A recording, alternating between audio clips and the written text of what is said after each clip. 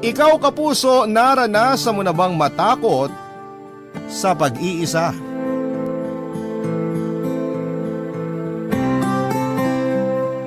Dear Papa Dudut, magandang araw sa inyo. Ako nga pala si Julia. 35 years old ako nang nabuntis ako ng karelasyon kong si Peter. Mas bata siya sa akin ng 5 taon, Papa Dudut. Nareto lamang siya ng dating katrabaho ko. Nung una ay gusto ko lang ng ka-fling. Hindi kasi ako noon mahilig sa commitment. Ang gusto ko lang noon ay may pampalipas ng oras at pangtanggal ng stress sa trabaho. Samantalang si Peter naman ay gusto niya dati na maging seryoso ang namamagitan sa amin. Hindi ko po binalak na makipagrelasyon kasi hindi yun ang priority ko. Pero dahil sa isang insidente ay napilitan akong pumasok sa isang relasyon kay Peter. Naging kami after niya akong mabuntis, Papa Dudut. Hinala ko na sinadya niyang buntisin ako para pumirmi ako sa kanya. Sinabi ko sa kanya na wala akong balak magkaroon ng anak at binanggit ko rin na balak kong ipalaglag ang nabuo namin. Sinubukan niya akong pigilan at nagtagumpay siya doon, Papa Dudut. Nakumbinsi niya akong ituloy ang pagbubuntis ko. Nakumbinsi rin niya akong makipagrelasyon sa kanya. At doon ko na-realize na napapayag ako dahil nagustuhan ko na rin siya. Naramdaman ko naman kasi na mahal niya ako talaga at hindi lang katawan ko ang habol niya. Alam ko noon na bihira na sa mga nakakasalamuha kong lalaki ang katulad niya. Kaya naman sinabi kong payag na akong maging isang pamilya kami. Sa mga unang buwan ng pagbubuntis ko ay naging supportive siya, Papa Dudut. Siniguro niyang maibibigay niya sa akin lahat ng kailangan ko at ng magiging anak namin. Inalagaan niya ako ng todo at doon ko talaga naisip na tamang pumirmi na ako sa kanya. Maswerte na ako noon sa kanya, Papa Dudut. Alam ko noon na kahit na anong mangyari ay hindi niya ako papayagan, lalo na ang magiging anak naming dalawa, Papa Dudut.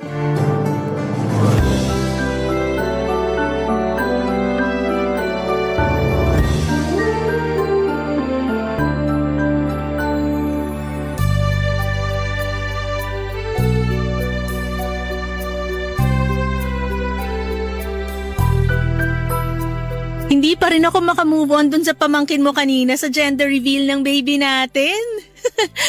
Akala porke kulay pink yung cake, strawberry flavored agad. Oo nga eh. Pasensya na ha. Nagwala pa talaga nung nalaman. Siya ba buntis? Oo nga pala. Peter, bukas samahan mo ako sa mall ha. Na naman? Paano na naman? Last week nag-mall na tayo ah. Nag-mall tayo last week kasi monthsary natin. Gusto ko lang namang mag-date tayo noon. Gusto mo na naman bang makipag-date bukas? Hindi naman. Bakit kailangan nating mag-mall? Bakit parang naiirita ka? Nakakapagod kasing pumunta ng mall. Tapos lalakad-lakad pa. Di ba nga kailangan kong maglakad-lakad, sabi ng doktor ko? Maglakad ka rito sa bahay. Ang dami namang space na pwede mong lakaran dito ah. Bihira na kasi tayo kung lumabas. Saka nalulungkot ako na andito lang tayo sa bahay. Wala namang masama rito sa bahay eh. Gagastos lang tayo pag nasa mall. Kahit wala tayo sa mall, kailangan nating gumastos dahil magkakaroon na tayo ng anak. Alam ko naman yon. Di mo na kailangang ulitin sa akin. Problema mo ba gastos? Kasi kung issue mo yan, ako na lang bahala. Kaya ko namang bumili ng mga kailangan natin at kailangan ng magiging anak natin. Tapos ngayon ipapamukha mo sa akin na di ko kayo kayang buhayin ng magiging anak natin. Ikaw nagsabi na gastos lang yung paglabas-labas natin. Anong gusto mong isipin ko? Ewan ko. Hindi ko alam kung anong dapat mong isipin. Tapatin mo nga ako, Peter. May problema ba? Wala. Peter. Hindi ko alam. Hindi ko alam kung kaya ko pa to. Anong ibig mong sabihin? Ay, hindi ko kayang buhayin kayong mag-ina. Kaya nga sinasabi ko kanina na ako na ang bahala sa gastos, diba? Hindi lang sa gastos eh. Ano pa? Ayokong maging tatay. Ngayon mo sasabihin yan sa akin? Hindi lilipas to. Matagal ko nang gustong sabihin sa'yo. Pero natakot akong sabihin kasi Ay, bukod doon, ayoko na rin maging karelasyon mo. huwag ka naman ganyan, Peter! Kung prank to, hindi nakakatuwa ah! Julia, sorry. Pero ayoko na talaga. Hindi! Naguguluhan ka lang! Siguro napagod ka kanina kaya ganyan ka mag-isip. Matulog na tayo tapos bukas wala na yan. Sigurado ako. Julia! Itulog mo lang yan. Bukas sure ako. Gusto mo na uling maging tatay. Kinabukasan ay nadatnang ko ang sarili kong mag-isa sa kama. Iniwan na ako ni Peter Papadudut. Kinuha na niya lahat ng mga damit niya at nag-iwan siya ng sulat sa akin at sinabing desidido na siyang umalis sa buhay ko. Tinawagan ko siya pero hindi naman siya sumasagot. Nakiusap ako sa mga kamag-anak niya na tulungan ako sa kanya at nahanap ko naman siya sa tulong nila Papadudut. Kinausap ko siya at pinapauwi na sa bahay pero ayaw na niya. Umuwi ako noon na mag-isa at iniyak ko ang lahat.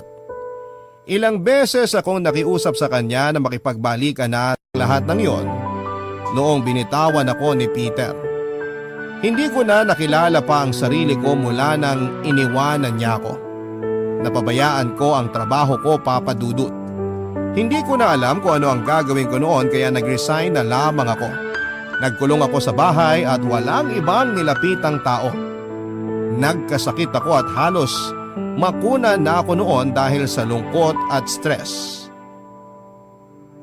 Nung hindi ko na kinaya pa ang sitwasyon ko ay nilapitan ko na ang best friend ko. Ang baklang best friend ko na si Julio.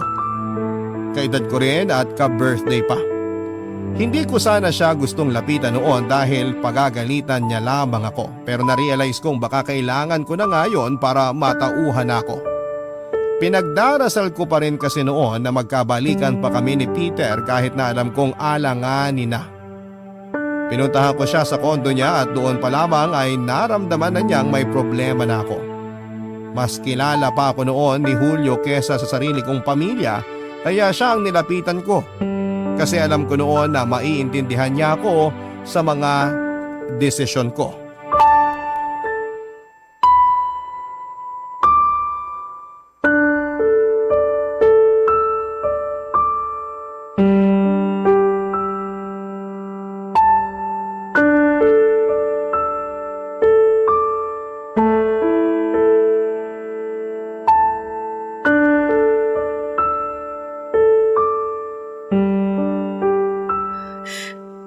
Pasensya ka na kung ikaw tong nilapitan ko ha. Hindi ko na kasi alam gagawin ko eh. Nagtatak. Ang lungkot-lungkot ko. Ang lalari naman kasi buntis ka, mas emosyonal, mas hormonal. Mahal ko lang talaga si Peter. Yan din. Anong gagawin ko para bumalik siya? Huwag mo nang pabalikin. Paano kung ipalaglag ko na tong nasa tiyan ko? Hoy, huwag kang ganyan. May pa-gender reveal pa kayo nung nakaraan tapos ipapalaglag mo lang? Ituloy mo na yan. Ang laki na rin ang ginastos mo. Wala akong pakialam sa gastos. Gusto ko lang bumalik si Peter sa akin. Bukod sa mahal mo siya, bakit gusto mo pa siyang bumalik sa'yo? Hindi ko alam. Siguro natatakot ako. Hindi ko to kayang mag-isa. Girl, ang dami mo nang nagawang bagay ng mag-isa. Bakit ngayon pa iisipin hindi mo kaya? Kasi yun naman ang totoo. Sinasabi mo lang yan. Kaya mo yan. Hindi ko kaya. Ano bang hindi mo maintindihan? O bakit saan ka nagagalit? Ako bang nang iwan sa'yo? Chararat nito! Sorry, emosyonal lang. Huwag kang gumaya kay Peter. Huwag mong talikuran ng pagiging magulang mo dahil lang sa takot. Hindi ko talaga kaya, Julio. Ano ka ba naman? Ikaw yung naging nanay sa mga nakababata mo kapatid nun. Kayang-kaya mo na yun ngayon. Ay, umalis ka na lang sa tinitiran mo ngayon. Yan ang solusyon mo sa problema ko? Ang mawalan ako ng bahay? Hindi pa kasi ako tapos bakla. Ang ibig ko sabihin, dito ka na lang tumira sa akin. Ako lang naman mag-isa rito. Paano yung mga boylet mo? Di doon na lang kami sa kanila. Hindi ba ako makakasagabal sa'yo? Naalala mo ba nung broken ako dati dahil kay Kevin? Pinalayas na ako sa apartment namin dahil may bago na siya noon, di ba? O sino sumalo sa akin? Walang iba kundi ikaw. Alam ko kasing kailangan mo ko nun eh. At alam ko kailangan mo naman ako ngayon. Sabihin mo lang kung may lakad ka ngayon. Baka kailangan ko nang umalis dito kasi may pupuntahan ka pa. Kung talagang di mo kaya mag-isa, sasamahan kita. Di mo ba ako iiwan? Iiwan ka ng lahat, pero ako, hindi. Ganyan din naman yung sinabi ni Peter eh. Nasan siya ngayon? Huwag mo nga ako igaya sa kanya. Huwag mo ipasa sa akin yung trust issues mo, ha? Mas lalaki ka pa kaysa sa kanya. Sabi nga sa kanta, di ba? Minsan, mas lalaki pa sa lalaki ang bakla. Wala nang tatay to magiging anak ko.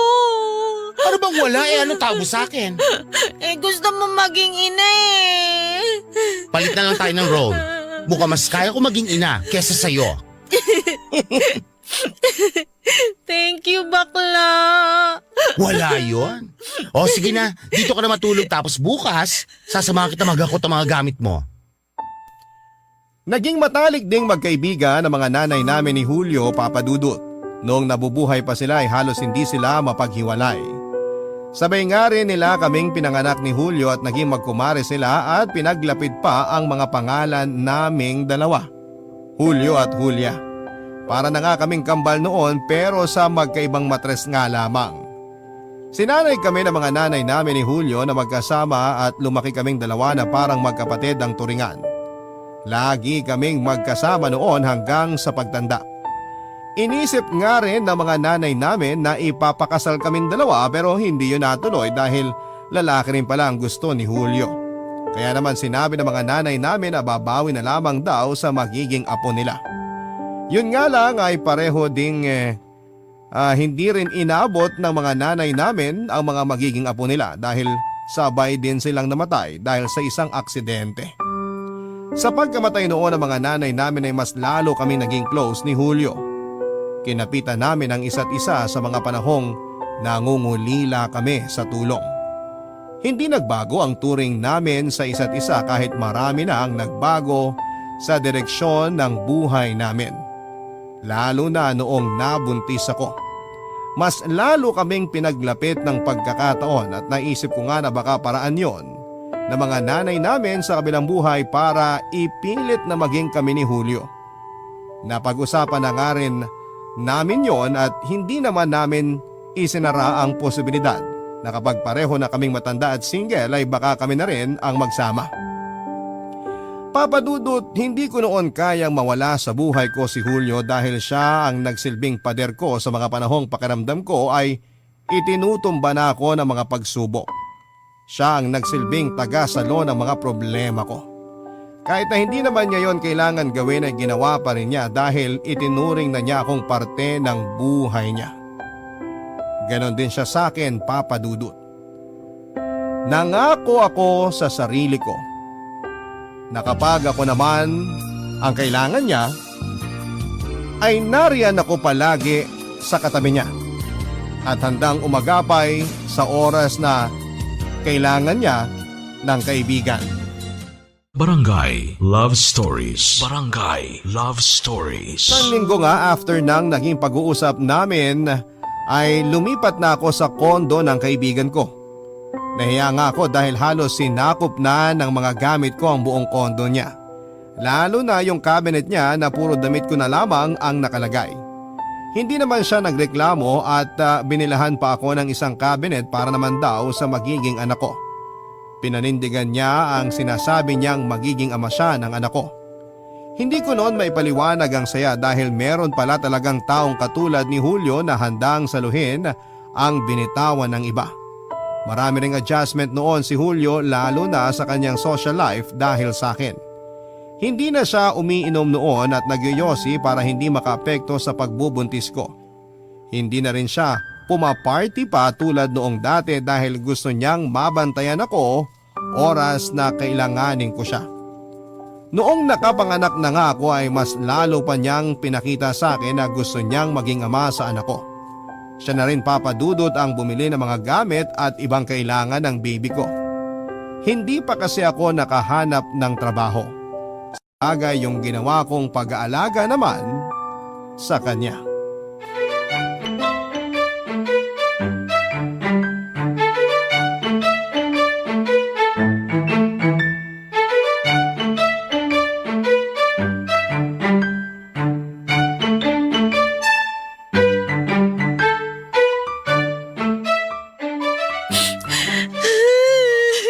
Oh, bakit ka umiiyak? Ano nangyari? Ang ganda kasi nitong binili mong kumot ni baby. Ang lambot. Bakit iniiyak ka mo kung maganda? Hindi ko alam. Gusto ko lang umiyak. Kahapon lang iniyakan mo yung bagong linis na oven toaster. Tapos ngayon? Ay, ewan ko sa'yo. Baka bukas, iyakan mo na yung dishwashing liquid, ha? Iniyakan ko na yun last week eh. Sayang naman, di ko naabutan. Oh, bakit? Naawa ako sa'yo kasi di mo naabutang iniyakan ko yung dishwashing liquid. Tawagan mo kasi ako next time kapag iiyakan mo na yung mga gamit dito sa bahay. O, yung frying pan, naiyakan mo na ba? Gusto ko makita. Next time. Tapos tatawa ka dyan? Grabe yung hormones yan, Julia, ha? Hindi ko na talaga alam tong nangyayari sa katawan ko. Huwag ka na masyadong umiyak dyan at baka magising si baby. Mamaya, magkumpetensya na naman kayo sa palakasan ng iyak. Ako na naman tong kawawa. Mahimbing na yung tulog niya. O siya, kung gano'n naman pala, magtulungan na tayo mag-ayos ng kalat dito bago pa siya magising. Ako nang bahala maglinis. Maligo ka na. Mamaya na ako maliligo after maglinis. Hindi na bakla. Okay na. Kaya ko na to. Bakit ba ayaw mo magpatulong, ha? Kaya ko naman kasi. Napagod ka mag-alaga kay baby kanina, tapos ngayon mag-aayos ka pa? Hindi magandang bugbugin mo yung sarili mo sa pagod. Baka mahawa mo si baby sa pagod. Nakapagpahinga naman ako kahit papano. Ah, hindi. Mas lalo tuloy ako nagwo-worry kay baby. Ako nang bahala rito sa kalat. Pumunta ka na sa kwarto. Bantayan mo na lang si baby. Hindi, tutulungan na kita bakla. Ang kulit naman, Bex! Napagod ka rin kasing magtrabaho kanina. Ano bang napagod nag-Facebook lang ako buong shift ko? Ang dami kong inad na boys, ha? Loka ka talaga? Nakonsensya lang ako sa wala. Bakit ka naman makokonsensya? Eh kasi ikaw tong bumubuhay sa amin ni baby. Itong pag-aayos na lang ng kondo mo yung natutulong ko. Ang laking bagay na nga sa akin na nalilinis mo tong kondo natin eh. Kondo mo. Kondo natin. Gusto ko lang namang makatulong kahit konti. Sabi ko nga sa'yo, ang laking bagay na nung pag-aasikaso mo sa kondo. Hindi ko na kailangan kumuha ng kasambahay. Nakatipid tuloy ako. Paano bang nakatipid ang laki na ng nagastos mo kay baby? Feeling ko hindi ko siya ginagastusan. Di ko naman ramdam.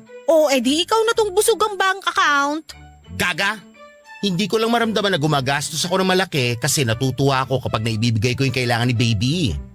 Bakla, O ano yun? gawa na tayo ng baby. Ew! Baklang to? Kilabutan ka nga sa sinasabi mo. Eh kasi mukhang nai-enjoy mong maging daddy. Panindigan na natin. Tumigil ka kung ayaw mo pakuluan ko yung matris mo para hindi na gumana. Ang harsh mo naman kay mommy. Family planning, bakla. Tama na isang baby. Ay, tumatawag yung inorderan ko ng damit ni baby. Sagutin ko lang ah. Sige, sagutin mo na. Puntahan ko lang si baby. Namiss ko bigla eh.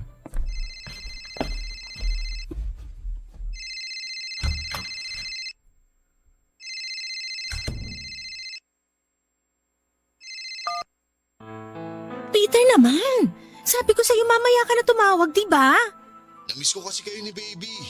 Baka pwede mag-video call tayo ngayon. Gusto ko kayong makita. Hindi pwede. Kasama ni Julio si baby. Magkita na lang tayo bukas habang nasa work siya. Oo na. Sige na, bye. Hindi alam noon ni Julio na may communication na ulit kami ni Peter. Hindi ko sinabi sa kanya kasi alam kong magagalit siya. Wala naman po akong balak itago noon habang buhay yung pagkikita namin ni Peter, pero wala pa kasi akong lakas ng loob para sabihin kay Julio ang lahat. Malaki ang naging galit ni Julio kay Peter dahil sa pag-aabandona sa aming mag-ina, kaya alam kong hindi niya gustong makita na lumapit pa sa akin si Peter. Kaya naman nung time na nagparamdam muli si Peter sa akin ay nilihim ko yon, Papa Dudut. Nangyari ang lahat 1 buwan bago ako manganak. Tinawagan ako ni Peter at sinabing nagsisisi na siya sa ginawa niyang pag-iwan sa akin. Nakipagbalikan siya sa akin pero nagmatigas ako. Sinabi ko lahat ng masasakit na salita kay Peter pero tinanggap niya lamang yon. Ilang beses siyang nagmakaawang magkabalikan kami pero tinanggihan ko. Sinaktan niya ako noon kaya hindi ko na siya balak pabalikin pa sa buhay namin ang magiging baby ko. Yun nga lang, noong time na nakapanganak na ako ay doon ako naging marupok. Sinagot ko ang tawag niya at sinabing nakapanganak na ako. Na-feel kong kailangan ko siyang muli sa buhay ko. Kaya naman lihim kaming nagkabalikan. Nagkikita kami kapag umaalis noon si Julio sa bahay at nagpupunta noon sa kondo si Peter para dalawin kami ng baby namin. Walang naging clue si Julio sa nangyayari sa amin ni Peter at natatakot ako kapag nalaman na niya. Lalo na't gusto na noon ni Peter na magsama na ulit kaming dalawa. Ilang beses niya akong pinilit na iwan ko na raw si Julio para magsama na kaming pamilya. Aminado ako noon na gusto ko nang makasama si Peter para bumuo na kami ng pamilya. Pero noong time na walang-wala ako ay si Julio ang naging pamilya ko.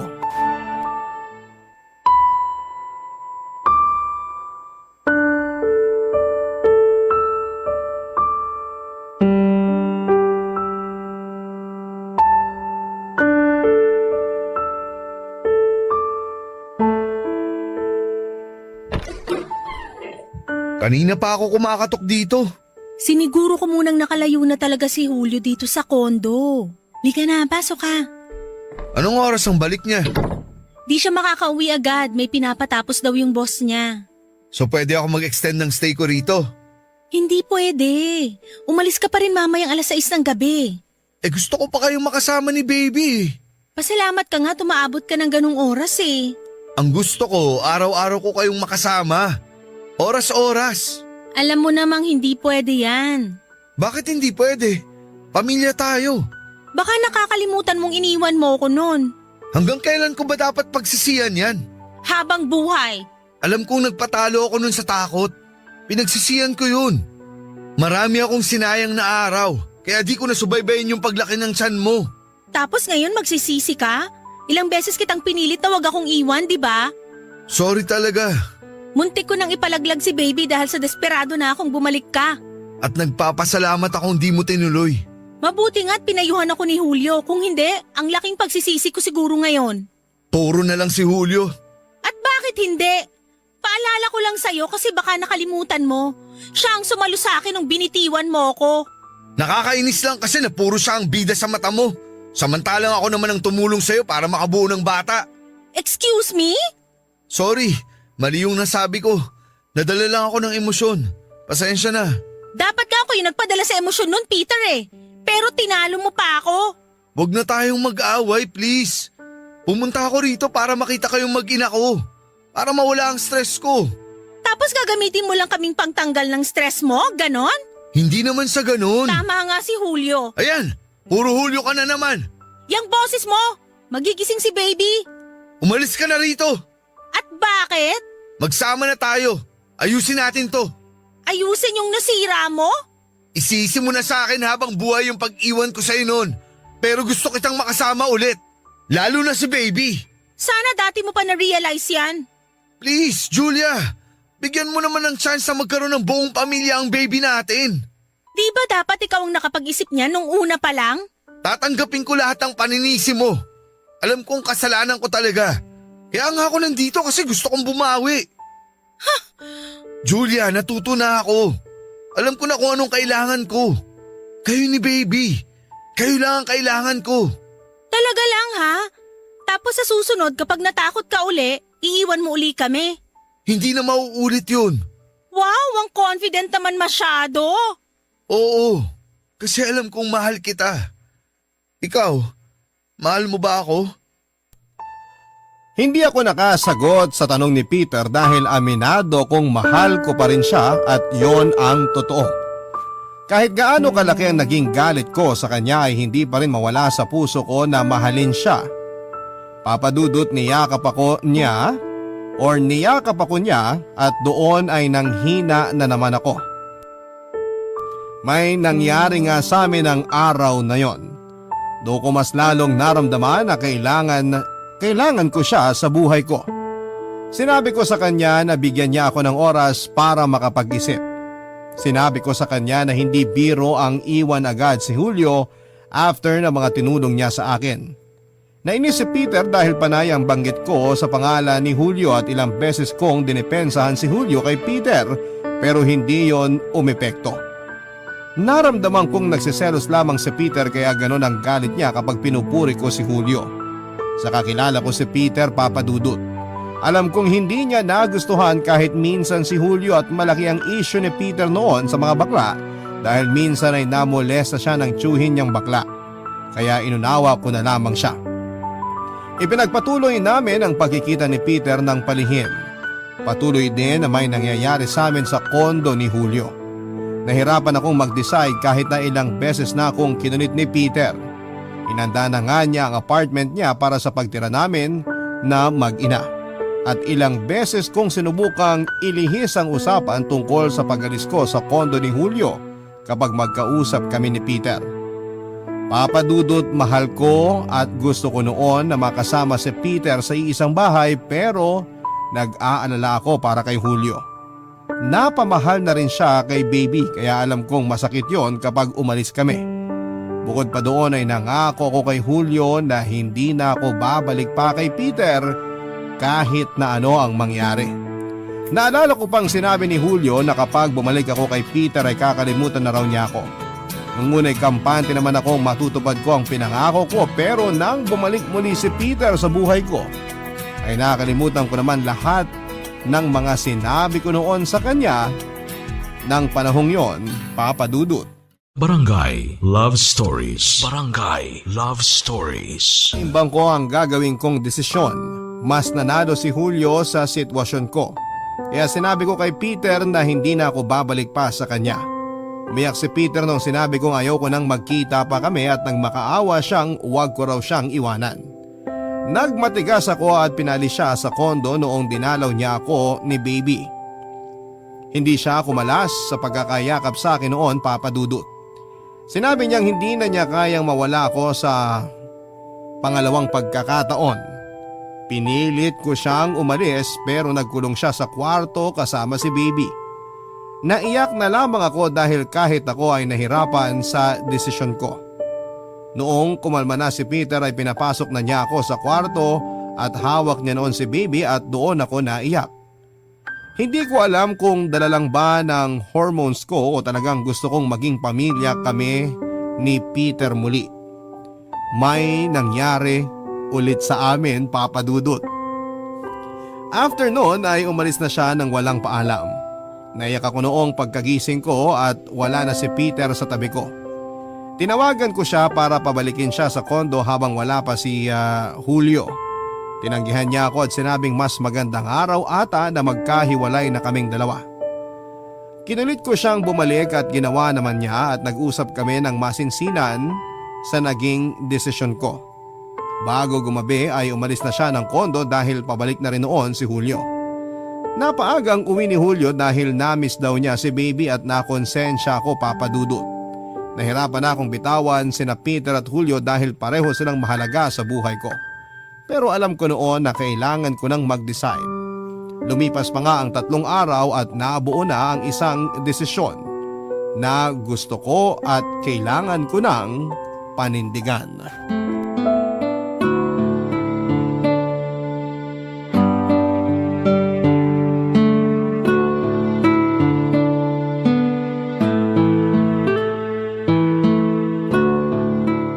Napatulog ko na si baby. Mas kaya mo talaga siyang patulugin kaysa sa akin, no? Kasi ako naman yung totoong nanay niya. Mukha naman. Okay ka lang ba, girl? Oo naman, bakit? Kanina ka pa maputla eh.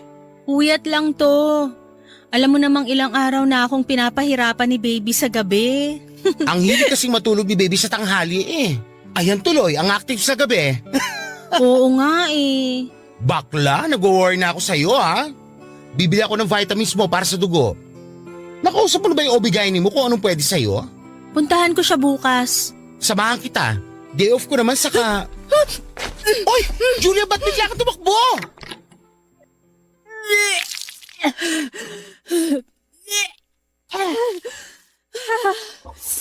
Oh, ano ba nangyayari sa'yo?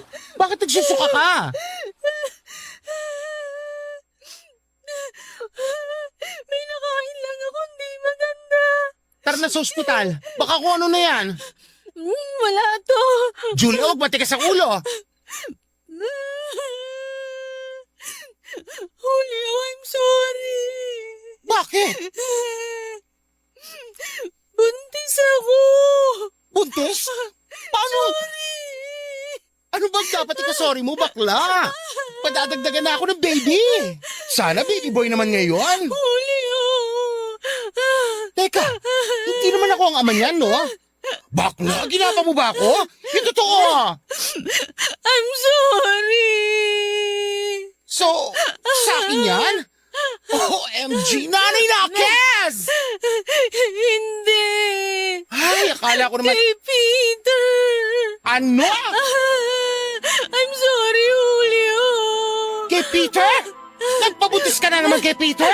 Paano? Hindi ko sinasadya. Hindi sinasadyang ano? Magpabuntis sa lalaki nang iwan sa'yo? Nagsisi na raw siya. Kaya tumihaya ka ulit. Hindi ko naman alam na mabubuntis ako. Gawa ba sa buhangin yung utak mo, girl? Tumihaya ka nga, di ba? Malamang mabubuntis ka. Julio.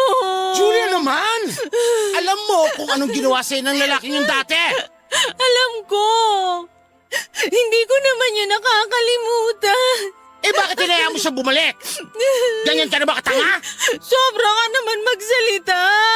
Ikaw ang sobra! Hindi ka na naman nag-iisip! Tapos ngayon, ano mangyayari? Ipapaako mo na naman sa akin yung bagong responsibilidad ng lalaking yon! Sinabi ko bang ipapaako ko sa'yo?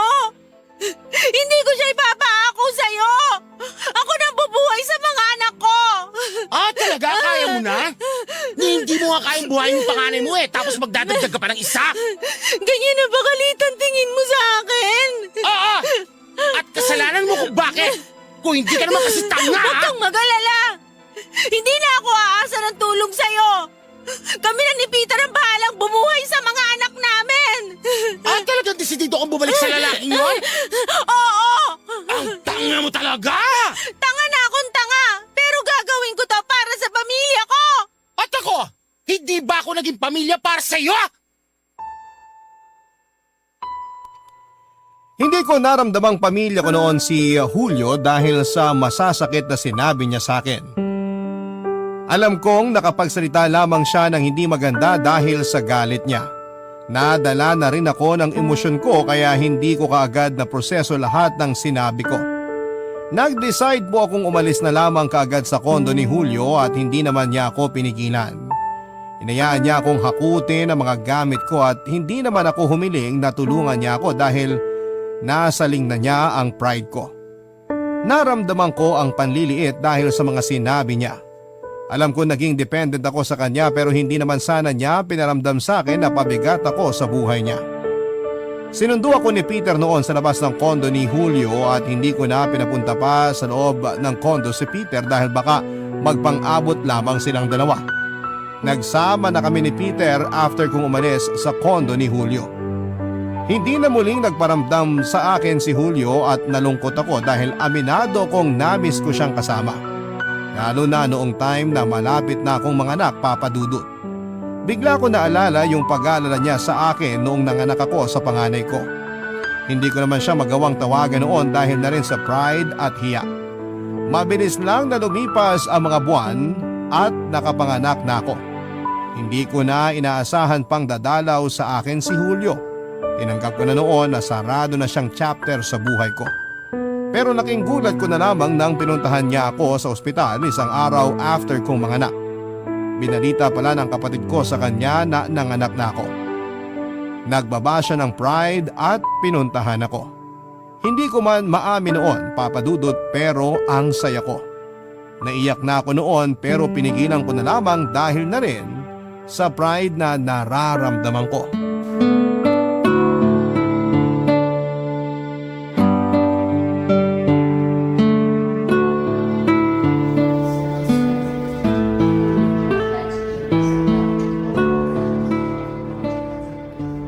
Kumusta ka? Ito, ayos lang. Kumusta yung tahi mo? Yung tahi ko talaga ang kinukumusta mo. Hindi ko alam ang sasabihin eh. Ako rin naman. Nanibago lang ako. Ngayon lang ulit kita nakaharap after nung Away natin. ikaw naman kasi eh. Oh, bakit ako? Ikaw kaya tong nagalit bigla. Sino bang hindi magagalit? Nagpabuntis ka na naman. Ano ka, pusa sa bubungan? Akala ko ba masaya ka nung nalaman mong buntis ako? Nung hindi ko pa alam na si Peter yung ama, mas gusto ko pang ginapang mo na lang ako kaysa nagpabuntis ka sa tukmol na yon. Dahan-dahan naman. Tatay pa rin yun ng mga anak ko. Ay, wala akong pakialam. Kung pumunta ka rito para awayin ako, please, preno muna. Baka bumuka yung tahi ko dahil sa'yo. Bibili ako ng sinulid at karayan doon sa store sa labas. Ako na magtatahi ulit. Kunin mo yung pink na sinulid ah. Favorite color ko yon. At favorite mo naman magpabuntis kay Peter. Ayan ka na naman eh. Sorry, hindi pa rin ako makamove on sa galit ko sa kanya eh. Patawarin mo na siya. Ako nga napatawad ko na eh. Napatawad ko na siya nung sa nagawa niya sa'yo. Oo bakit galit ka pa rin sa kanya ngayon? Kasi kinuha niya kayo ni baby sa akin. Julio. Alam ko mas may karapatan siya sa inyo dahil siya ang ama ng mga bata pero ako'y naging ama sa panganay mo nung nawala siya. At habang buhay kong ipagpapasalamat yon. Pero ganun talaga. Dapat kong tanggapin na mas kailangan mong piliin siya kasi alam mo na, kayo naman yung nakabuo. Ako lang naman to sumalo. Hindi ko naman siya pinili. Ha? Wala naman akong balak bumalik sa kanya. Oo, nung una gusto ko. Pero naalala ko nung iniwan niya ako. Paano kung bumalik ako sa kanya tapos iwan niya ako uli? Mas magiging masakit yun sa akin lalo't nakasama na niya yung anak namin. Eh bakit pinaglaban mo siya nung sa akin? Bakla naman, ang sasakit ng mga sinabi mo sa akin. Lumaban lang ako sa'yo. So talagang hindi ka bumalik sa kanya? After kong umalis sa kondo mo, nakitira muna ako sa kanya. Nung nakahanap na ako ng matitiran ko, umalis na rin ako. Hinayaan kanyang umalis? Wala rin naman siyang magagawa. Saka bago mo pa nalaman yung tungkol sa amin, sinabi ko na sa kanya na di na ako babalik sa kanya. Ikaw yung pinili ko, bakla, pero inaway mo ko. Eh sorry, kala ko naman kasi… Nagpapadala ka kasi lagi sa emosyon. Ay, ako pa talaga? Eh sino ba yung nabuntis ulit kahit wala pang 1 year yung panganay niya? Ha? Hindi emosyon yun. Ano yun? Box, bumalik ka na sa kondo? Magtulungan tayo ulit. Bakla, hindi na. Okay na. Eh paano ka? Anong paano ko? 2 na ang baby mo. Kailangan mo ng tulong. Ako ang dahilan kung bakit may 2 akong anak na magkasunod ngayon. Kailangan kong panindigan to. Pwede mo naman panindigan habang nagpapatulong, di ba? Sabi mo nga dati, marami akong kinayang mag-isa, di ba? Yung pagiging ina pa kaya? Nakaka-proud naman. Sure na ba yan? Sure na ako. Pero kung kailangan mo ng tulong, nandito lang ako. Pamilya mo ako. Pinanindigan kong mag-isa ang pagiging ina. Nahirapan ako noong simula at aminado naman ako doon pero kinaya ko ang lahat dahil nakita kong lakas ang mga anak ko. Nakapaghanap na rin po ako ng home base na trabaho. Pinagsabay ko ang pagiging ina at pagiging empleyado hanggang sa nasanay na ako. Malaking achievement yon sa akin dahil bumalik ng muli ang dating Julia na strong and independent. Nakakatuwa na hindi ko inakalang makakayanan ko yon ng mag-isa lalo't 2 anghel na ang nakaasa sa akin. Sila pa nga naging inspirasyon ko para ipagpatuloy ang pagsusumikap hanggang sa nakaipon na ako noon at nakalipad pa sa mas maganda at mas malaking tirahan. Nakayanan ko na rin makabayad ng yaya para sa mga anak ko at nabawasan kahit papaano ang load ng hirap sa akin noon. Tinulungan pa rin naman ako nila Peter at Julio, lalong-lalo na si Julio. Sinisigurado niyang may malalapitan ako oras na kailanganin ko ng tulong. Bawat tawag ko noon ay sinasagot niya kahit alanganin pa ang oras. Nagkapatawaran na kami sa mga hindi magagandang sinabi namin sa isa't isa. Madali lang noon ang magpatawa dahil malaki ang pagmamahal namin sa bawat isa. Sa ngayon po, Papa Dudut, ay wala pa rin akong karelasyon dahil mas gusto kong ituon muna ang oras ko sa mga anak ko. Nagibang bansa na rin si Peter para mas malaki ang maisustento niya noon sa mga anak namin. Habang si Julio naman ay nagkaroon na ng bagong karelasyon na isang single dad. Natuwa ako dahil parang may anak na ulit siya sa katauhan ng anak ng bago niyang karelasyon. Masaya ako sa tinakbo ng buhay namin after ng mga naging gulo, Papa Dudut. Ang dapat na gawin. Umuwi ako noon para ipaalam na sa mga magulang ko ang nangyari. Alam ko naman noon na hindi sila matutuwa sa ibabalita ko dahil ilang beses nila akong binilinan na huwag munang mag-aasawa. Dahil kailangan ko munang pag-aralin ang bunso kong kapatid. Gusto rin nila noon na sila muna ang unahin ko bago ang ibang tao. At naiintindihan ko naman dahil sila ang pamilya ko. Pero lahat ng yon ay nagbago mula nang nalaman kong nakabuo na nga kami ng GF ko.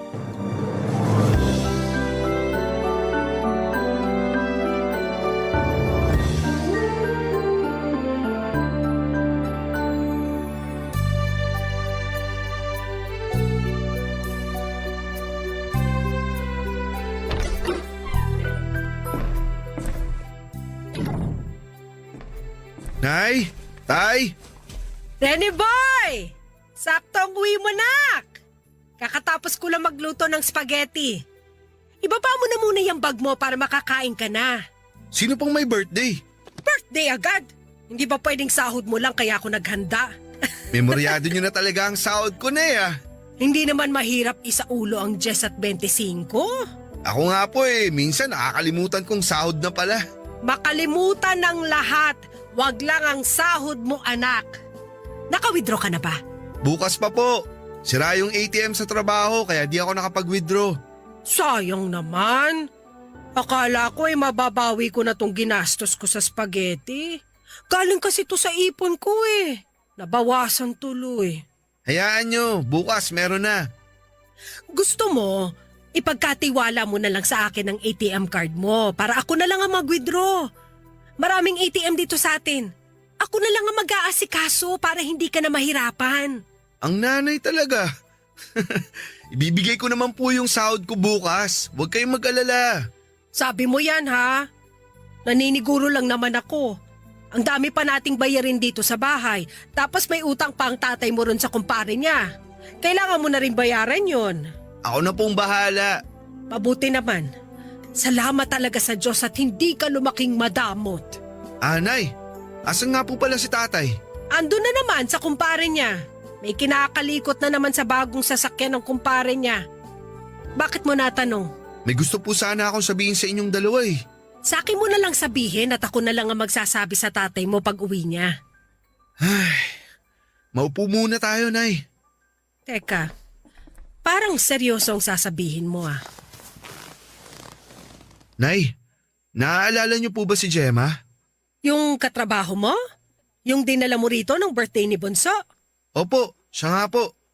O anong meron sa kanya? Nabuntis ko po siya. Bakit ka naman magbubuntis ng katrabaho? Hindi ba masama yun? Di ko po siya basta lang katrabaho. Girlfriend ko na po siya. Bakit ngayon ko lang to nalaman? Umanap lang po ako ng tiyempo. Kung kailan nabuntis, tsaka mo sasabihin sa akin na girlfriend mo na siya? Yan ba ang tamang tiyempo para sa'yo? Wala naman po akong balak itago sa inyo yung relasyon namin ni Gemma. 3 buwan pa lang naman po kami, kaya 3 buwan pa lang kayo pero binuntis mo na? di naman po sinasadya. Ganyan din ang sinabi ng tatay mo nung nabuo ka namin Pasensya na po kung biglaan to, Nay. Ano pa bang magagawa ko nandyan na yan? Salamat po sa pag-intindi, Nay. May kakilala akong aborsyonista. Sabihan niyo ako kung kailan ang day off niyo para masamahan ko kayo. Nay, wala po kaming balak ipalaglag ang anak namin. Biglaan ang pagkakabuntis niya, di ba? Hindi sinasadya. Ano pang dapat gawin sa ganyang sitwasyon? Di ipalaglag. Pero Nay, Makinig ka sa akin. Hindi pa ito ang tamang panahon para maging tatay ka. Kakapromote mo pa lang sa trabaho at kakapasok pa lang ng kapatid mo sa kolehiyo. kaya ko naman pong pag-aralin si Bunso, Nay. Kahit na... Alam ko naman yon, anak, pero mas malaki rin ang maibibigay mo rito sa bahay pag kaming pamilya mo lang ang makikinabang. Nay, kung ang inaalala nyo baka di na ako makapag-abot sa inyo, di po yun mangyayari. Kahit makailang anak pa ako, magbibigay pa rin ako sa inyo. Hindi ako naniniwala. Yung mga kaibigan ko, matapos magkaroon ng pamilya yung mga anak nila, napabayaan na sila. Ganon din ang gagawin mo sa amin ng tatay mo balang araw. Nay, wala pong ganyang mangyayari. Magtiwala kayo. Ganyan din ang sinabi nila pero asan sila ngayon? Pinabayaan na ang mga magulang nila. Magagaya ka rin sa kanila, sigurado ako. Nay, hindi po Ginapang ka namin ng tatay mo para makapagtapos ka ng pag-aaral. Para matulungan mo kami. Pero ano mangyayari? Ibang tao pa palang makikinabang sa'yo? Imbis na kaming pamilya mo?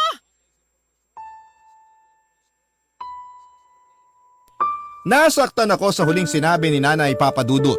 Pakiramdam ko isa lang akong investment noon sa kanila dahil sa mga salita niya. Pinilit ko siyang unawain dahil pakiramdam ko naman ay nabigla lamang siya sa binalita ko. Naisip kong gano'n naman ang mga tao lalo na yung may mga edad na katulad ni Nanay. Nagiging maramdamin na. Pinaliwanag ko sa kanya na hindi na siya kailangang makaramdam ng takot na hindi na ako mag-aabot dahil gagawin ko pa rin ang obligasyon ko sa kanila. Noong dumating si tatay ay pinaliwanag ko ang nangyari at naintindihan naman niya. Narinig ko pa silang nagtatalo ni Nanay sa kwarto dahil para raw kinakampihan ako ni tatay sa sitwasyon ko. Pagkatapos nilang makapag-usap ay saka naman ako binalikan ni Nanay para kausapin. Kalmado na siya noon at mukhang nakumbinsi na siya ni tatay na wag nang magalit. Sinabi ni Nanay na handa niyang tanggapin ang pagkakamali ko. Ang sinabi niya ay para hindi ako tuluyang lumayo sa kanila ni tatay ay dapat tumira kami ni Gemma sa bahay. Hindi ko yon sinangayunan kaagad dahil alam kong gusto ni Gemma na magsimula kaming dalawa sa ibang bahay. Pero namilit si Nanay at sinabing yon lang ang paraan para magtiwala siyang makapagbibigay pa rin ako. Pumayag na labang ako para hindi na kami magtalo pa noon ni Nanay. Sinabi ko kay Gemma ang plano at naintindihan naman niya kahit nararamdaman kong meron siyang kaunting pagtatampo. Kaya naman a week after nang naging usapan namin ni Nanay ay lumipat na si Gemma sa aming bahay. Magiliw naman siyang tinanggap ng kapatid ko at ng tatay ko pero hindi ganon ang naging pagsalubong ni Nanay sa kanya. Mula nang tumira si Gemma sa bahay, lagi na lamang mainit ang ulo ni Nanay sa kanya, Papa Dudut.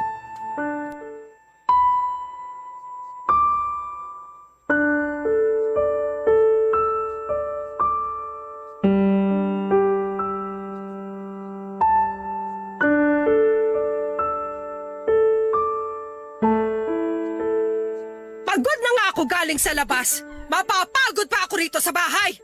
Ang dami na namang kalat. Nay, rinig po ang sigaw niyo sa labas ng bahay. Pakihinaan niyo naman po. Napapansin ng mga kapitbahay. Nakakaistorbo po. Nakakahiya. Hayaan mong mapansin nila. Para marinig na rin nila na puro na lang problema ang inaabot ko rito sa pamamahay na to. Pwede naman natin pag-usapan ng maayos to, Nay. Di na kailangang magbunga nga. Nakakahiya talaga sa kapitbahay. Kanina pa sila padaan-daan sa tapat ng bahay natin eh. Mukhang kailangan ko idaan sa pagbubunga nga ang lahat eh. Aalis ako malinis ang bahay tapos uuwi akong ganito kagulo? Hindi na punasan ng mesa. Lalagamin na naman yan.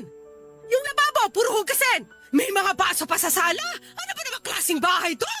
Pagsasabihan ko po si Bunso. At pagbibintangan mo pa ang kapatid mo sa dumi ng bahay na to? Siya lang naman po yung maghapong nandito sa bahay eh. At anong tawag mo kay Gemma? Parehas lang sila ng kapatid mo maghapon Kakausapin ko rin po si Gemma. Mabuti pa nga! Mula nung dumating ang Gemma na yan dito sa bahay, puro na lang kalat ang nakikita ko. Masinop naman po si Gemma. Kapag may ginamit siya, nililinis o itinatabi rin niya pagkatapos. Mas marunong ka pa sa akin akong nandito sa bahay lagi. Tsaka yan si Gemma, may balak pa ba magtrabaho yan? Sa ngayon po, dahil masela ng pagbubuntis niya, di muna siya magtatrabaho. Pero nag-online selling din naman po siya kapag maayos ang pakiramdam niya. Napaka-arte naman ng asawa mo! Samantalang ako, nung pinagbubuntis ko kayo ng kapatid mo, ako pa ang nag-iigib ng tubig para sa amin ng tatay mo! Mali naman po yun, Nay. Dapat di kayo nayaan ni tatay na magbuhat lalo't buntis kayo nun. Parang mali pa kami ng tatay mo ngayon, ha? Mas marunong ka na ngayon porque may trabaho ka na? Hindi naman po sa ganun, Nay. Ang sa akin lang po, wag na nga lang po natin pag-usapan kapag ganyang mainit pa ang ulo nyo. Papasok po muna ako sa kwarto para makapagbihis. Tapos tutulungan ko na kayo maglinis dito sa bahay. Mabuti pa nga!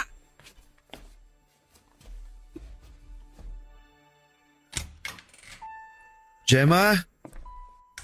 Hindi ako makalabas ng kwarto. Panay ang bunganga ng nanay mo eh. Kanina pa ako naiihi. Halika, sama na kita. Kailan ba tayo aalis dito?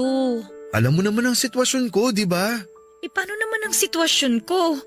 Sa tingin mo, maganda ba sa pinagbubuntis ko ang ma-stress dahil sa pagbubunganga ng nanay mo? Ayaw niya lang kasi ng maruming bahay. Ganun naman ang mga nanay. Sino ba naman kasing may gusto ng maruming bahay? Pero Rene Boy, hindi naman ako nagkakalat dito sa bahay niyo eh. Nandito lang ako sa kwarto maghapon kasi nga nahihilo ako. Kung lalabas man ako, para lang magbanyo. Dahil ayoko nga magtagal sa paligid ng nanay mo. Intindihin mo na lang si nanay. Tumatanda na eh. Hindi dahilan ng katandaan para mangbastos ng iba, no? Di ka naman binabastos ng nanay. Nagbubunga nga lang siya dahil sa kalat Pero ako ang pinagbibintangan niya eh. Hindi ba kabastusan yun? Hindi ka naman niya pinagbibintangan. Ano bang hindi? Narinig ko usapan ninyo.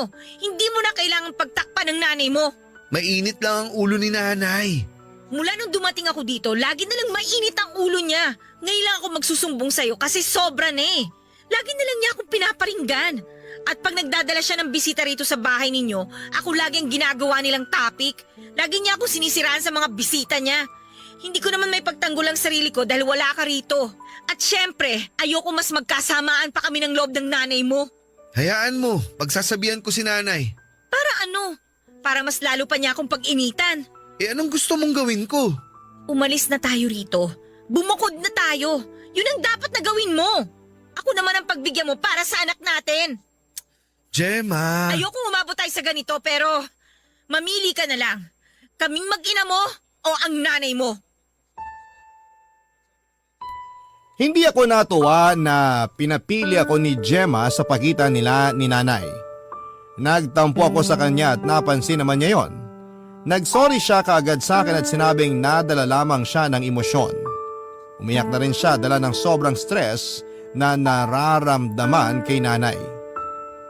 Doon ako naawa kay Gemma kaya naman kinausap ko si nanay. Nagalit si nanay noong nalaman niyang gusto ni Gemma na bumukod na kami. Muntika pa niyang suguri noon si Gemma kung hindi lang siya napigilan ni tatay. Kinausap ko si Gemma at humingi pa ako ng kaunting panahon sa kanya para makasundo niya si nanay. Gumawa ako ng paraan para makapag-usap si nanay at Gemma pero talagang hindi naging maganda ang resulta. Nung una nakikipag-cooperate pa si nanay at pinakikisamahan si Gemma. Pero nang tumagal ay bumalik pa rin sa dati si nanay. Nagtiis pang muli si Gemma dahil wala rin naman siyang ibang mapupuntahan. Gusto pa rin niyang makasama ako kaya pinili niyang makisama kay nanay. Napansin ko noong tumagal na parang nawala ng gana si Gemma na kumain o lumabas man lamang ng kwarto. Nakabili na siya ng sariling arenola niya at kapag napupuno yun ay pinipigil na lamang niyang wag maihi o uminom ng maraming tubig. Dahil doon ay nagkaroon siya ng severe UTI papadudot. Inamin niya lahat sa akin noong na-ospital na siya. Doon ako naawa sa kanya lalo't sobrang stress na ang inaabot niya kay nanay. Malaki ang ipinayat ni Gemma dahil sa lungkot kaya naman bago pa umabot sa punto na pati ang baby namin ay madamay, Minabuti kong magpaalam na kina nanay para bumukod na. Binigay naman ni tatay ang blessings niya sa pag-alis namin pero hindi ganon ang nangyari kay nanay. Kinonsensya niya ako at pinaramdam na hindi ako naging mabuting anak sa kanya. Nasaktan ako sa mga sinabi ni nanay pero mas pinili kong wag na lamang magpadala sa masasakit niyang salita. Barangay Love Stories. Barangay Love Stories. Makalipas lamang ang 1 linggo mula noong naospital si Gemma ay umalis na kami sa bahay. Tinaon naming wala si nanay dahil pakiramdam namin noon ay mag-uumpisa siya ng gulo. Before kasi kami umalis noon ni Gemma ay nagbanta na si nanay na guguluhin niya kami hanggang makalabas kami ng bahay. Para raw makita noon ng mga kapitbahay na pabaya akong anak at walang kwentang manugang si Gemma. Ayaw namin syempre ni Gemma ng gulo kaya nakiusap ako kay tatay na ipasyal muna si nanay para hindi niya maabutang paalis kami noon ng bahay. Nakikonsyaba na rin ang bunso kong kapatid dahil alam niya ang ugali ng nanay namin. Nagmadali kaming umalis noon at binilinan ko na lamang sina tatay kung sakali mang may maiwan pa kami ay ipa-deliver na lamang. Wala pang 4 na oras ay nakalipat na kami sa bago naming inuupahan. Hindi yon kalakihan pero sapat na yon sa amin noon dahil yon ang patunay na kaya na naming magsolo. Naging masaya si Gemma pag-alis namin sa bahay nila nanay. Napansin kong bumalik na muli ang sigla niya at nawala na ang pagiging maputla niya. Mas naging inspirado pa siyang magbenta online dahil nakagagalaw na siya sa wakas. Nagbukas na rin kami ng isang bank account para sa magiging anak namin. Nagsipag kaming pareho para makabili na rin ng ibang mga kailangan namin sa bahay. Nagalaw ko ang inipon ko para lamang merong kaming mailagay na gamit sa bahay. Nagpatuloy pa rin naman ako sa pagpapadala kina nanay pero binawasan ko dahil napunta karamihan ng pera ko sa upa at ibang kailangan namin ni Gemma para sa aming pagsisimula. Inunawa naman yon ni tatay at siya na nga ang nagsabi na wala namang problema dahil meron naman daw silang naitabi ni nanay. Ganon din noon ang bunso kong kapatid. Sinabi niyang nagpa-part-time siya bilang encoder para makatulong daw sa kanyang pag-aaral.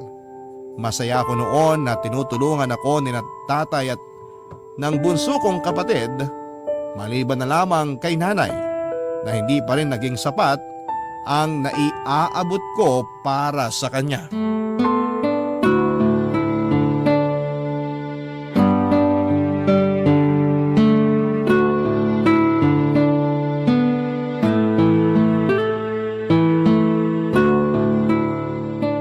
RB, bukas pala dadaan yung pinsan ko Ibibigay na sa atin yung lumang microwave niya.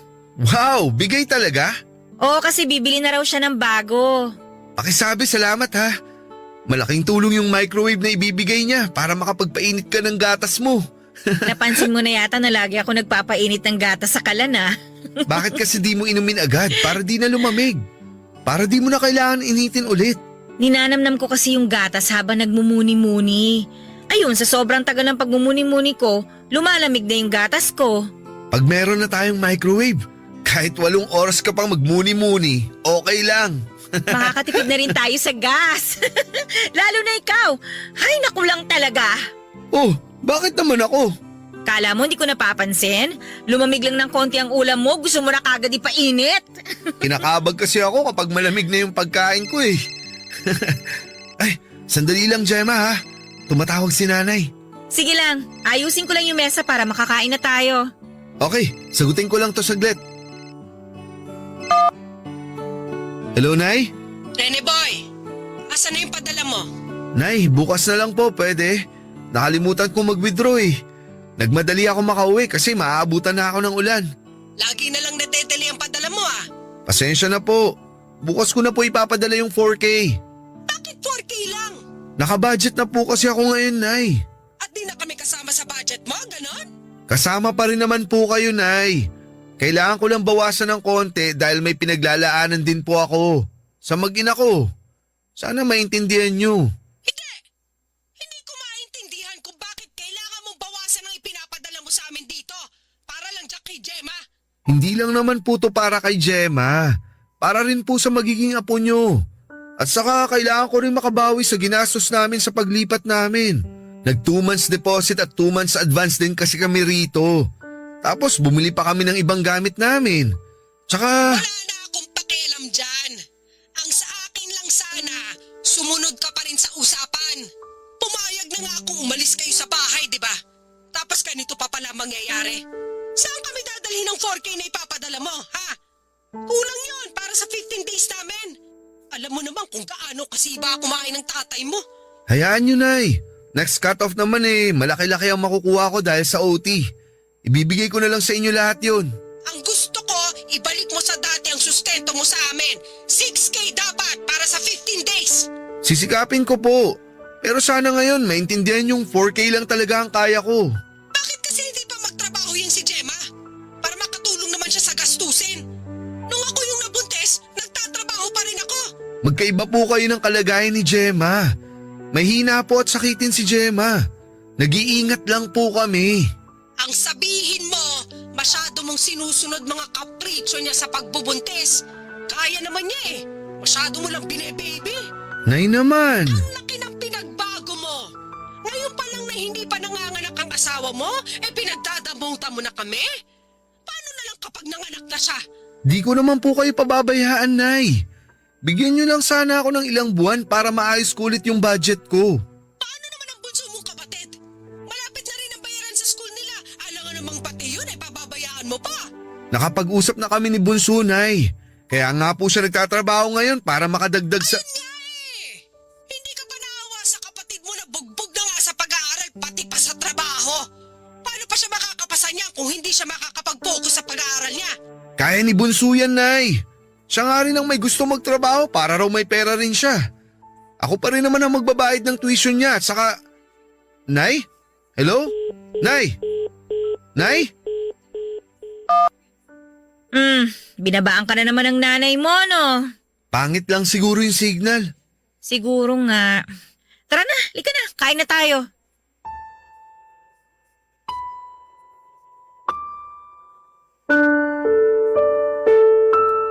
Papadudot dahil sa lakas ng boses ni nanay habang kausap ako sa phone ay narinig tuloy ni Gemma ang usapan namin.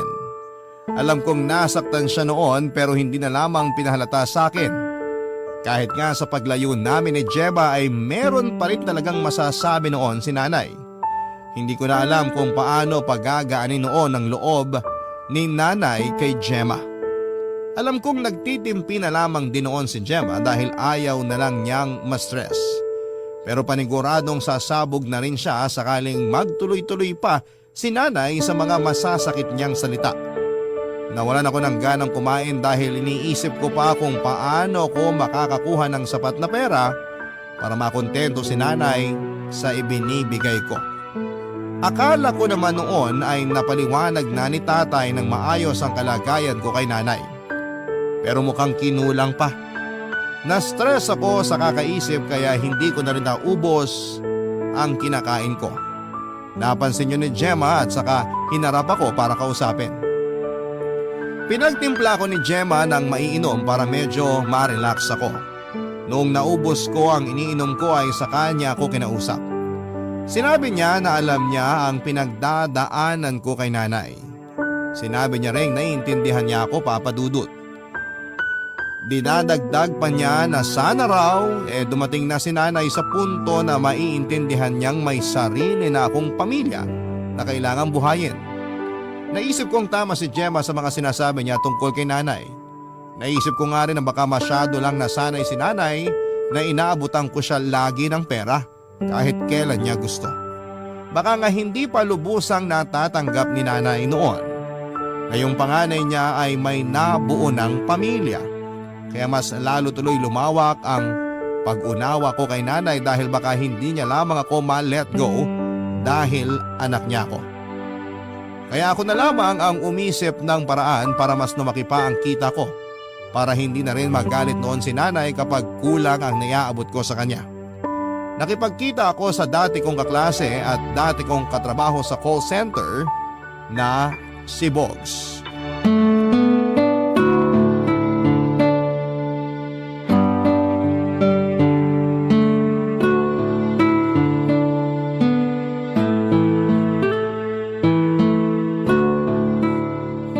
Kamusta ka na, Bogs?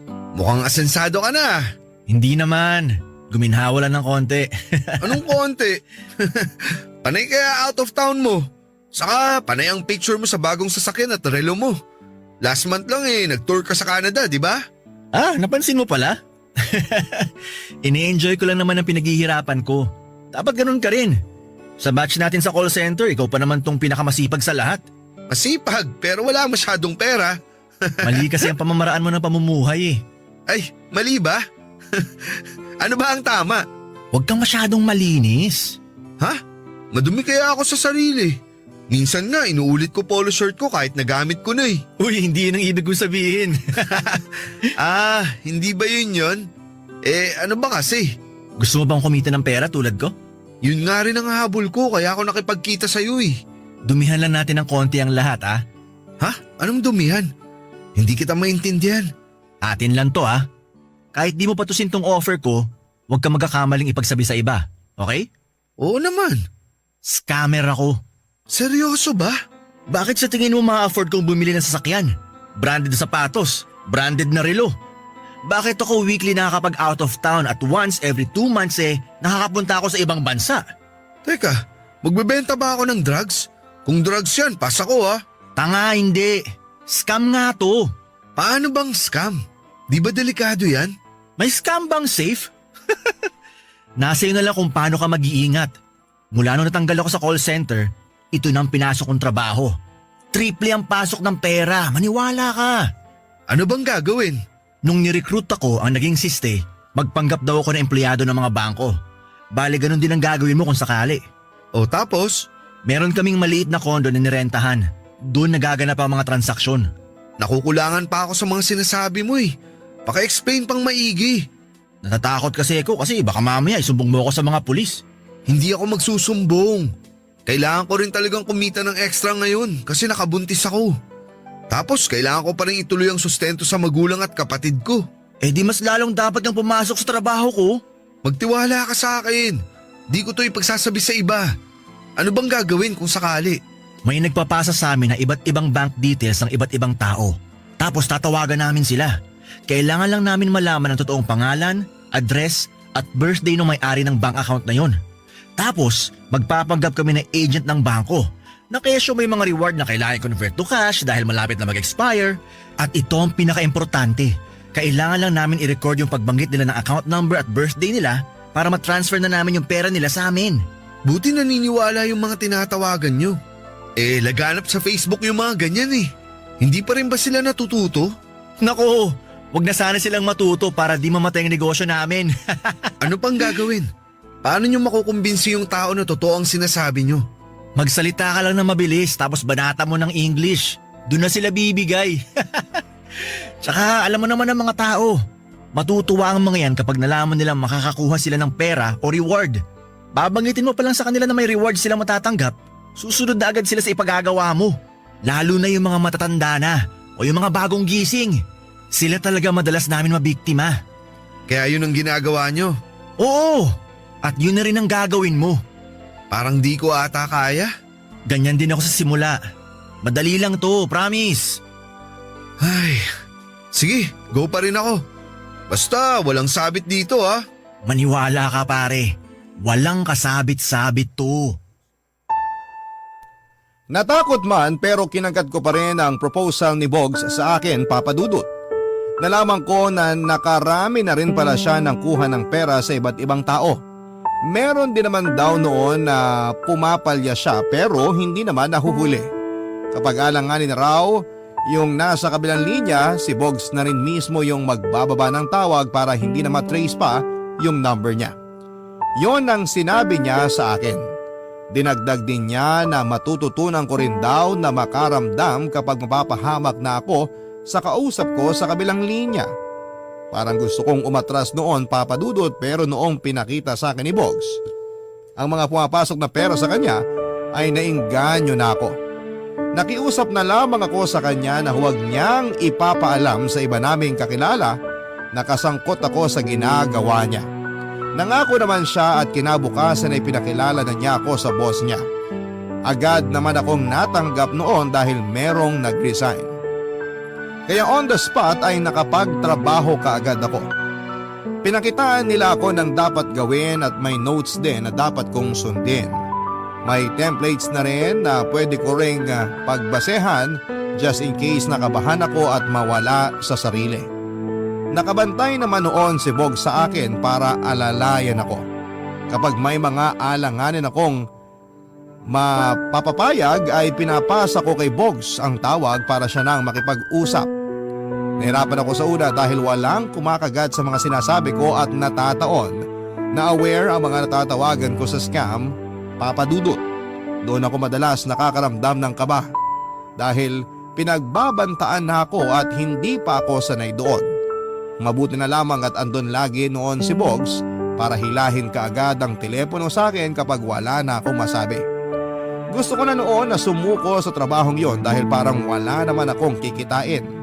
Pero isang araw, nakatawag ako ng isang matandang babae. Pinagkatiwala niya ang bank account details niya at aminado kong nakaramdam ako ng konsensya. Pero mas inuna ko ang kalagayan ng mag-ina ko at ng nanay ko. Kaya pikit mata akong ng scam sa matandang yon.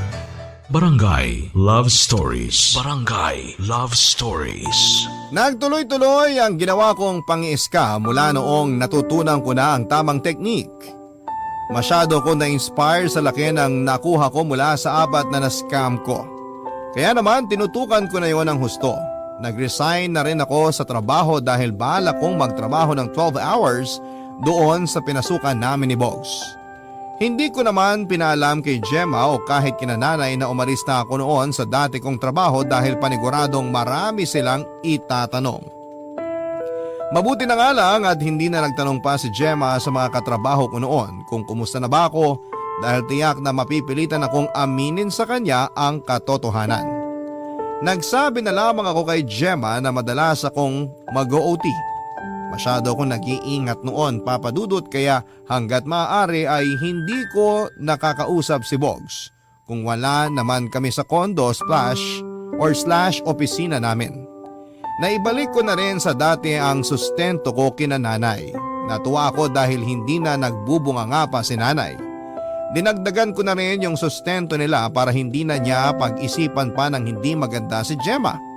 Pinahinto ko na rin sa pag-sideline yung bunso namin para hindi na siya mahirapan sa pag-aaral niya. Nasabi rin kasi ni nanay na bumababa daw ang grades ni bunso dahil nga nahahati na ang atensyon niya sa pag-aaral at sa pagtatrabaho. Pumayag naman si bunso at para may pera pa rin siya noon ay pinadadalhan ko na rin siya ng palihim. Hindi ko yon sinabi kay Gemma lalo na yung dagdag na sustento na ibinibigay ko kina nanay. Ayoko na rin kasing makarinig kay Gemma ng pangaral dahil nung mga nakaraan ay puro siya pangaral sa akin na akala mo ay bata ako na nagkakamali. Naintindihan ko naman ang gusto niyang sabihin kaso hindi ko yon kailangan dahil mas lalo lamang bumababa ang aking moral.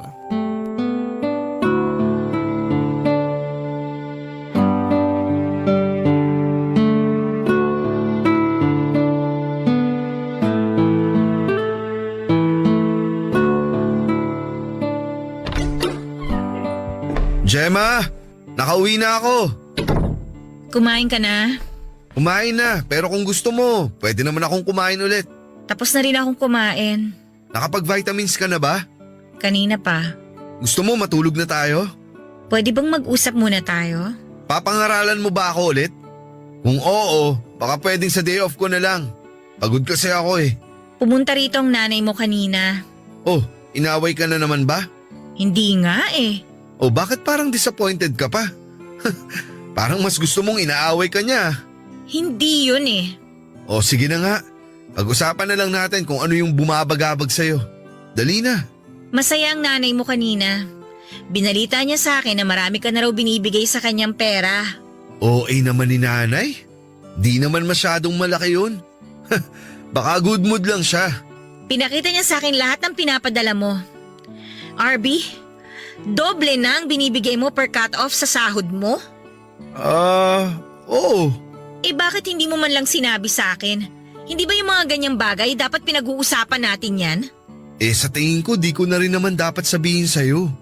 Maliit na bagay lang naman yun. Paano bang maliit na bagay? Alam ko kung magkano ang sinasahod mo. Kung ganong kalaki ang natatanggap ng nanay mo, paano tayo? Huwag kang mag-alala. Di naman ako nagkukulang ng inaabot sa'yo eh. Kailan ba ako pumalya sa pagpapasok ng pera sa savings natin? Di naman tayo kinukulang sa pang-araw-araw natin. May extra pa nga, di ba? Doon nga ako nagtataka eh. Kasi alam ko kung magkano ang kinikita mo. Pero sobrang inaabot mo sa aming lahat. Naipon lang yun mula sa mga OT ko sa trabaho.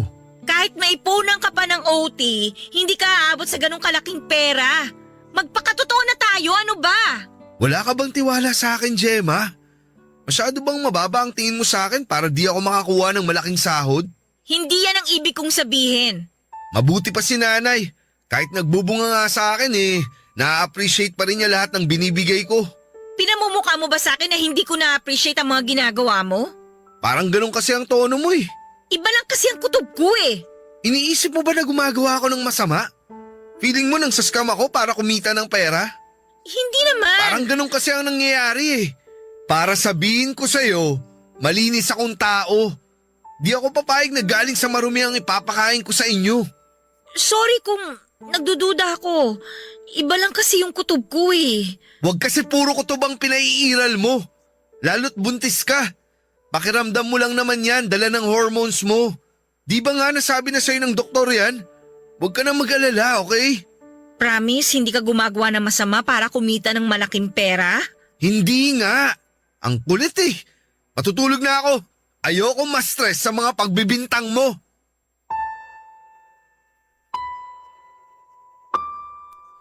Papa Dudut, inunahan ko nang magalit si Gemma bago pa tumindi ang kanyang paghihinala.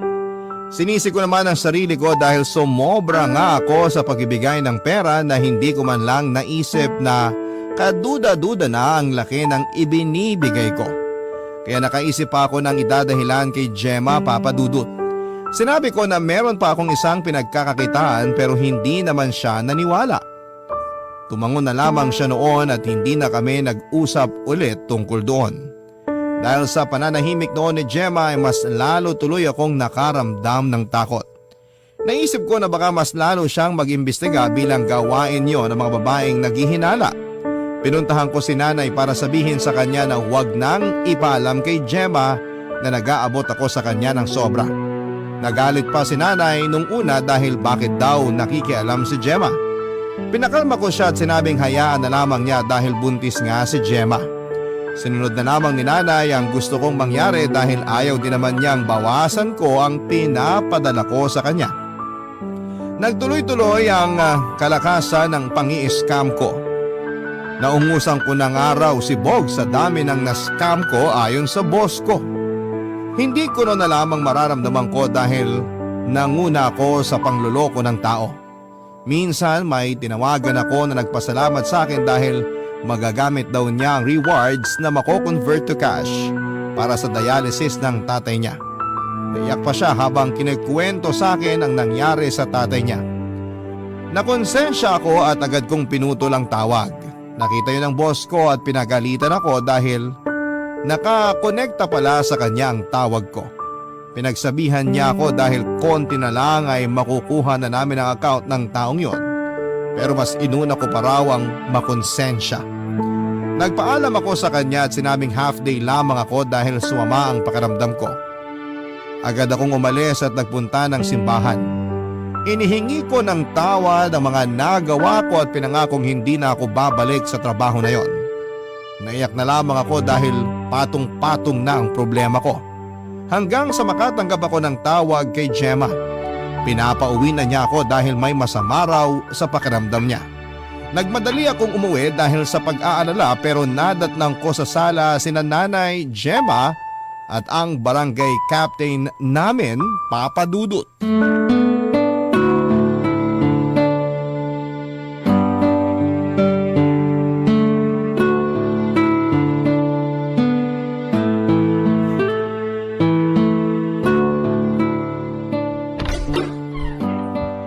Nay, ano to? Nak, mabuti dumating ka na. Maupo ka muna. Ba't po kayo nandito, Kap? Sinadya talaga kita rito, Rene Boy.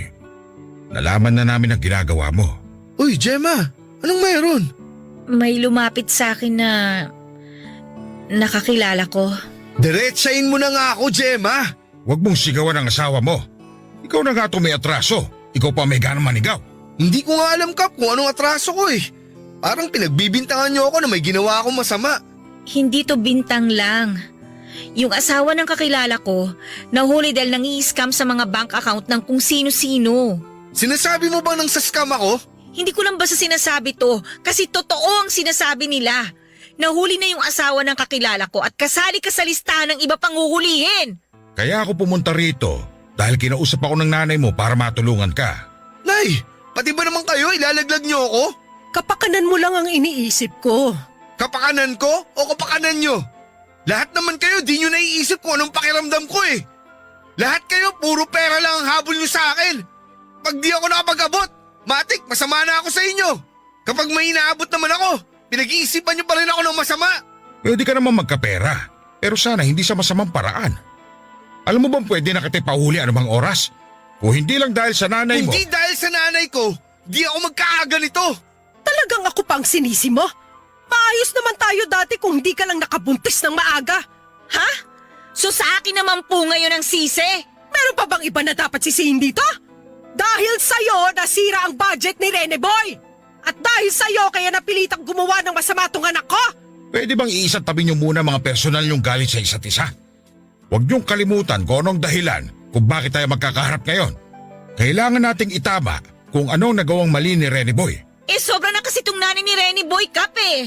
Lagi na lang nagagalit sa akin. Lagi na lang ako yung sinisisi niya. Kasalanan ko ba kung kailangan ako yung unahin ngayon ni Rene Boy? Hindi niyo ba naiisip na apo ninyo tong ipinagbubuntis ko? Baka gusto mong itakwil ko pa magiging anak mo. Pweh! Pasalamat kayo't matanda kayo, kung hindi baka pinatulang ko na kayo eh. Pasalamat ka, buntis ka, kasi kung hindi, baka kinaladkad na kita. Tama na sabi! Hayaan niyo sila, Kap. Oh, ayos ka lang ba, Rene Boy? Ako? Ayos? Ayos na ayos, Kap. Ako pa ba? Wala naman ako ibang choice kundi maging ayos, di ba? Pasensya na kung nadamay ka pa, Kap. Maayos pa natin to. Kilala ko naman ang pamilya nyo, lalo na ikaw. Alam kong nagipit ka lang sa sitwasyon mo. Pwede kitang matulungan. Hindi na, Kap. Tumawag na lang kayo ng pulis. Ipakulong nyo na ako. Ngayon na! Ano bang sinasabi mo, anak? Nakabaliw ka na ba?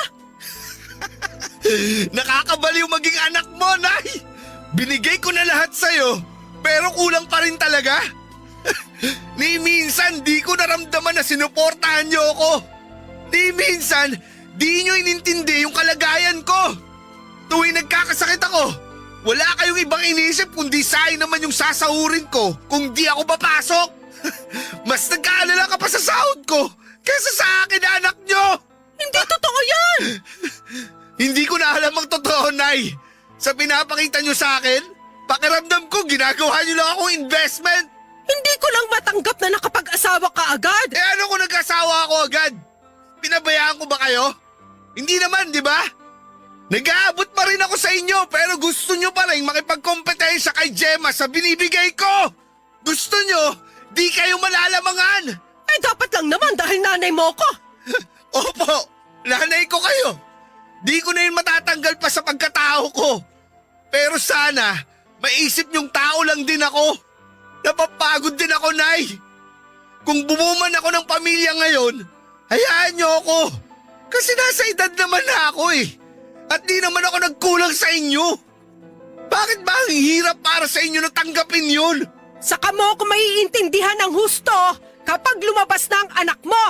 Ngayon pa lang naiintindihan na kita, Nay. At salamat dahil sa inyo, natuto ako. Natuto ako na balang araw, kapag lumaki na ang anak namin ni Gemma, hindi ako gagaya sa inyo. Hahayaan ko ang anak ko mag-enjoy sa perang pinaghihirapan niya. Hindi ako hihingi. Hindi ako magdedemand. Susuportahan ko siya sa lahat ng bagay na gusto niya. Hindi ako gagaya sa inyo na puro pera lang ang mahalaga.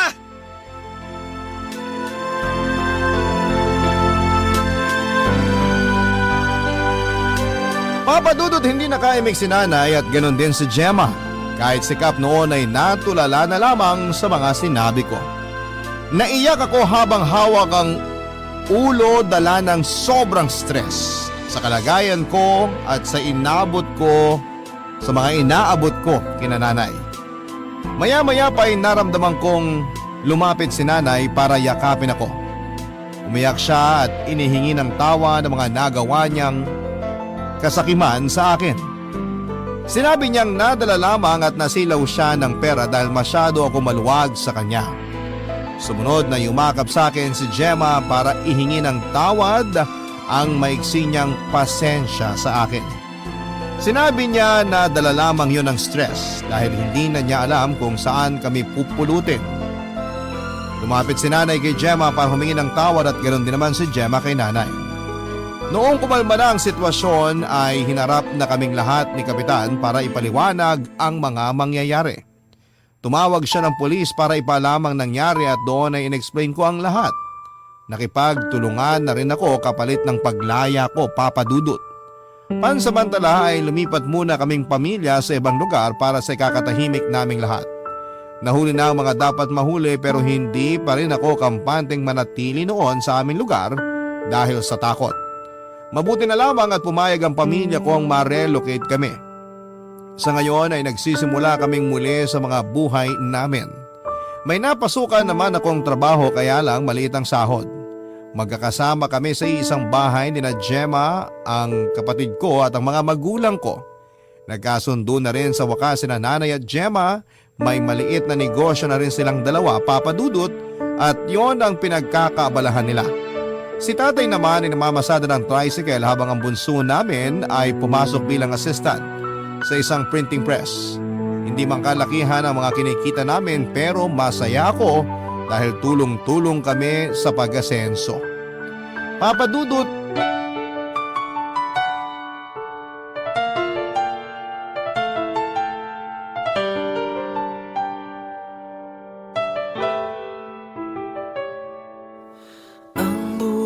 ay mahiwaga,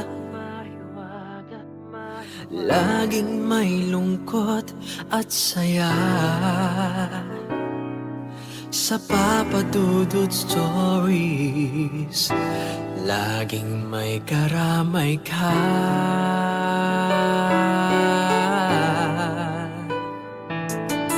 Mga problemang kaibigan, dito ay pakikinggan ka. Sa Papa Dudut Stories, kami ay iyong kasama.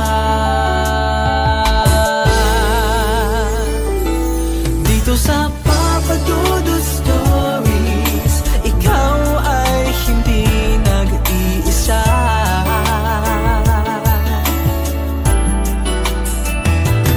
Dito sa Papa Dudut Stories, may nagmamahal sa'yo.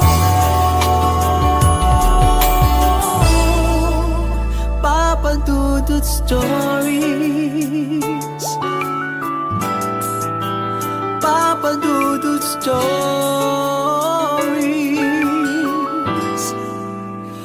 Papa Dudut Stories.